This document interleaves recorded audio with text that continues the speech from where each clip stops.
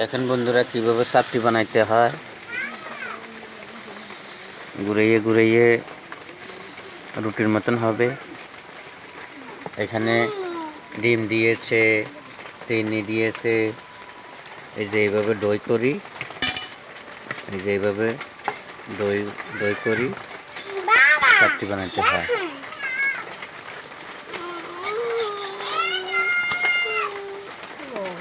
এখন রুটির মতন হয়ে গেছে। এখন তেল দিবে, সামান্য কত তেল দিবে, দেখছেন? একেবারেই সহজ।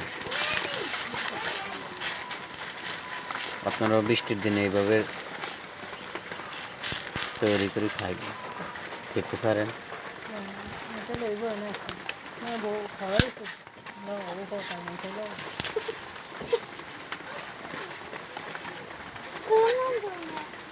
একেবারেই ঝামেলা কম। যারা সকালবেলা নাস্তা বানাইতে বেশি ঝামেলা মনে করেন, তারা এভাবে পদ্ধতি অবলম্বন করতে পারে খুব সহজে। দুটা ডিম হইলে আপনার এগুলো তৈরি করা সম্ভব। ডিম, চিনি, পানি আর আটা।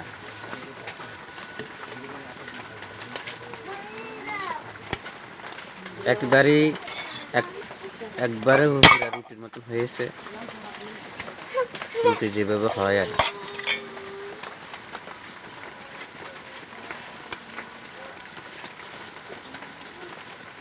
দেখছেন কিভাবে সুন্দর একটা কালার হলো।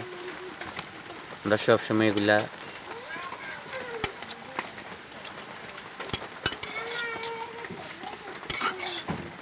সবসময় তৈরি করে থাকি।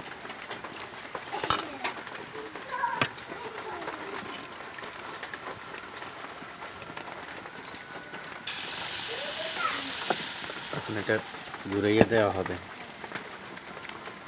এটা কীভাবে ঘুরাইতে আসে, এই যে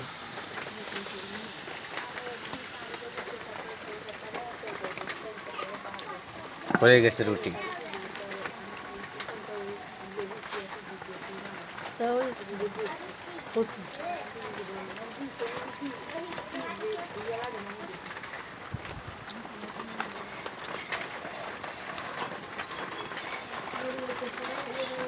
এই যে দেখছেন খুব সহজে উঠে গেল। এই যে একটা রুটি হয়ে গেল খুব সহজে।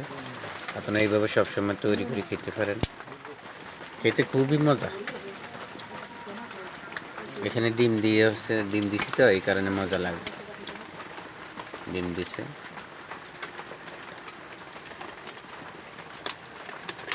যখন সামান্য তেল দেওয়া হবে বুঝছে,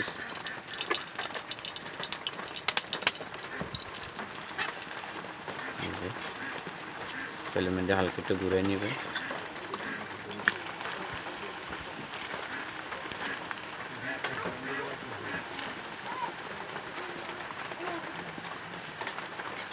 এত নরম এগুলা খাইতে।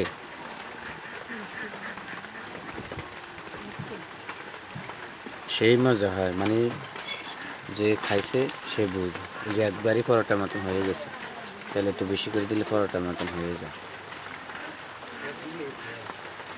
ডিম দেওয়াতে ফুলে গেছে, দেখছেন?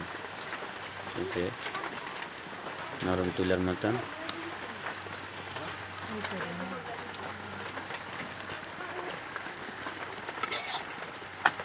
দেখছেন একবারে পুরা পরোটা।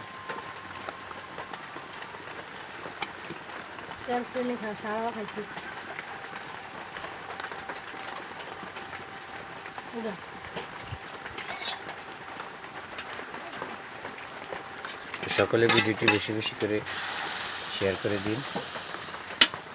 ভালো থাকবেন সবাই, সুস্থ থাকবেন। আল্লাহ হাফেজ।